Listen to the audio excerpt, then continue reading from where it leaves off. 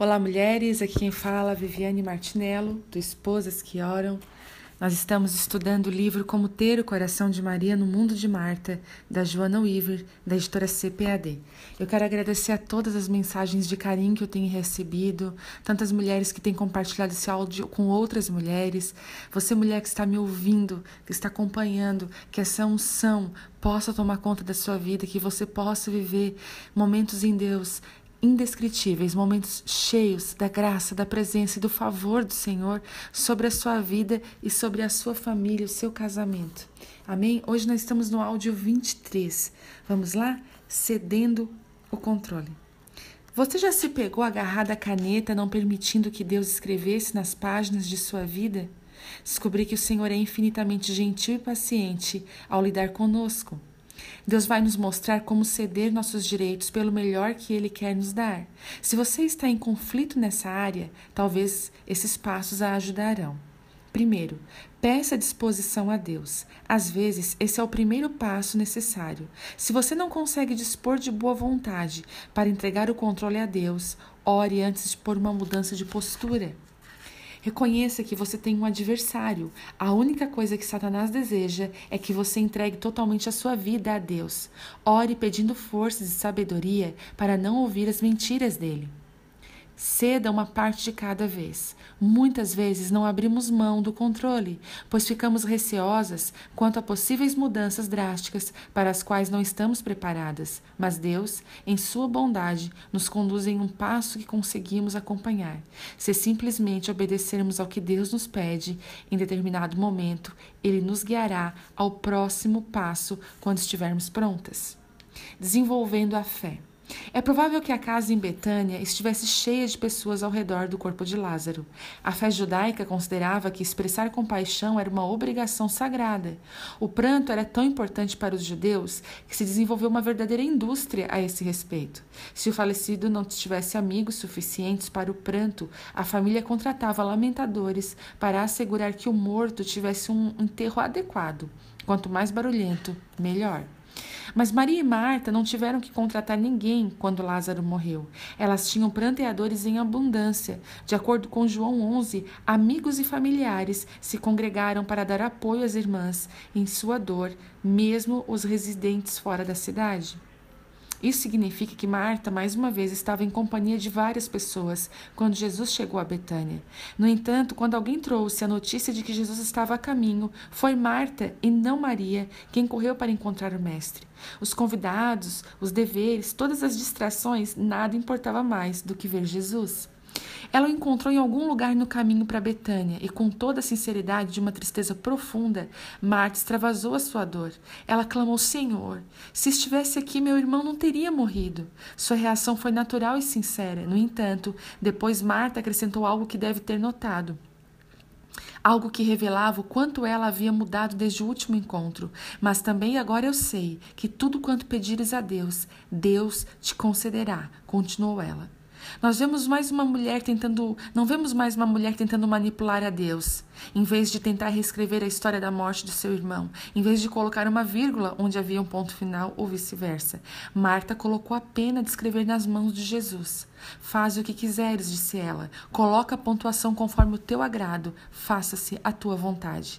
Esse tipo de entrega e de determinação que põe o milagre em movimento, quase posso ver a glória no rosto de Jesus ao declarar o seu propósito a Marta naquele dia na estrada.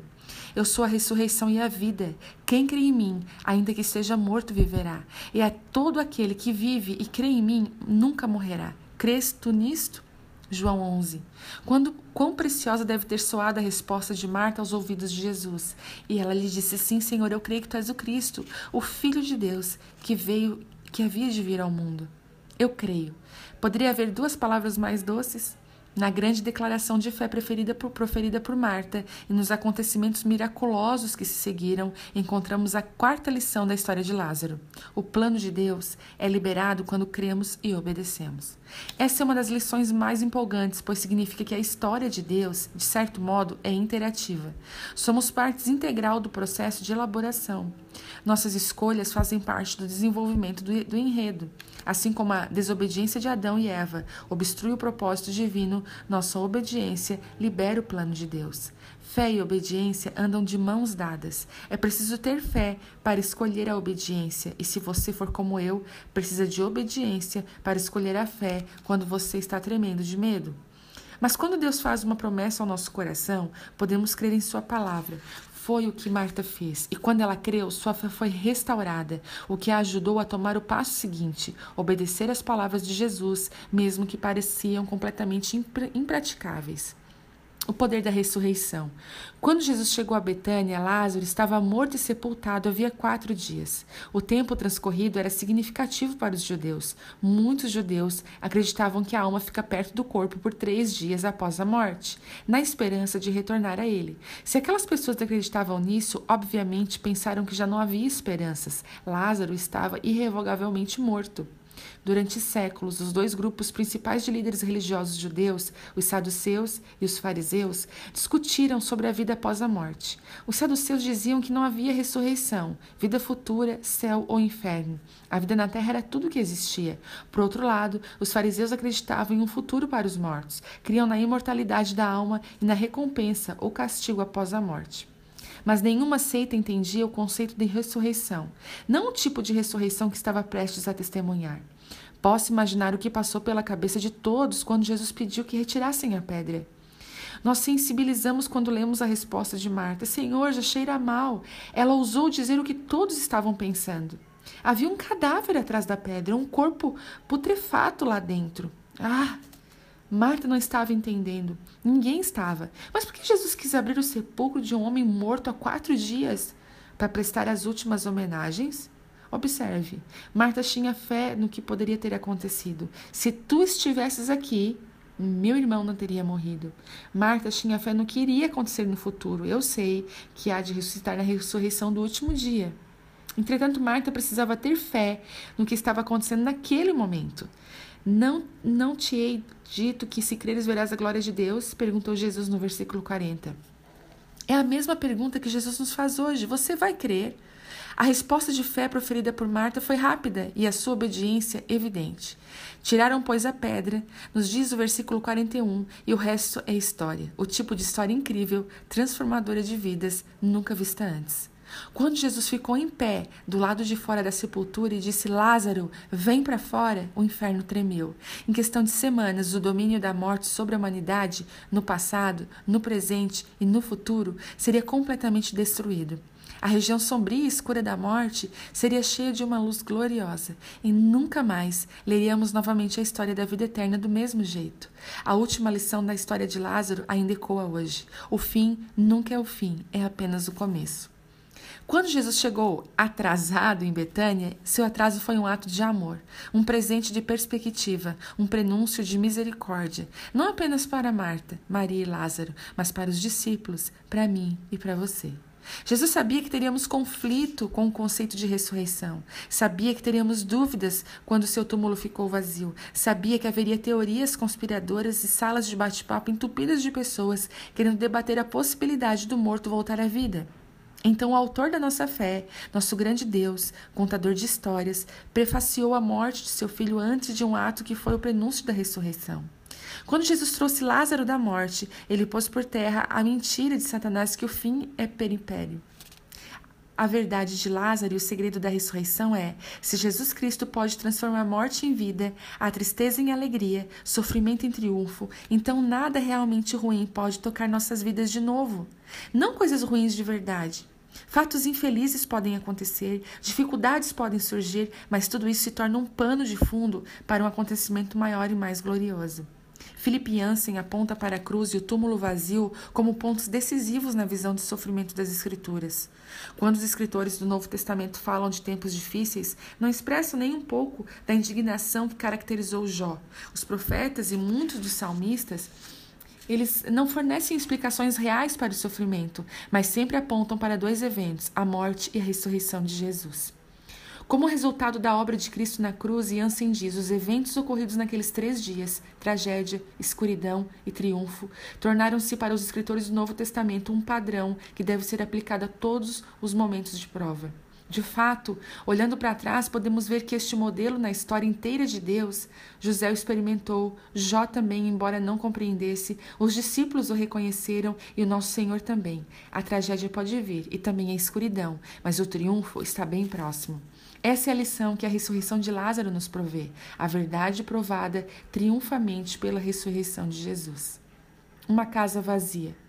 Filipe não era como as outras crianças da igreja. Embora fosse um garoto divertido e feliz, ele tinha dificuldades com coisas que eram fáceis para outras crianças. Sua aparência também era diferente e todos sabiam que era assim porque ele tinha síndrome de Down. Seu professor da escola dominical trabalhava com afinco para que os alunos da classe da terceira série brincassem juntas, mas a incapacidade de Filipe tornava difícil a sua adaptação. A Páscoa estava próxima e o professor teve uma ideia maravilhosa.